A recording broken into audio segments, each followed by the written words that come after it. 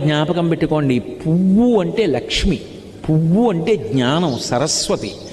పువ్వు అంత కోమలమైనది, పువ్వు అంత పరిమళంతో కూడుకున్నది, పువ్వు అంత మంగళప్రదమైన వస్తువు లోకంలో లేదు.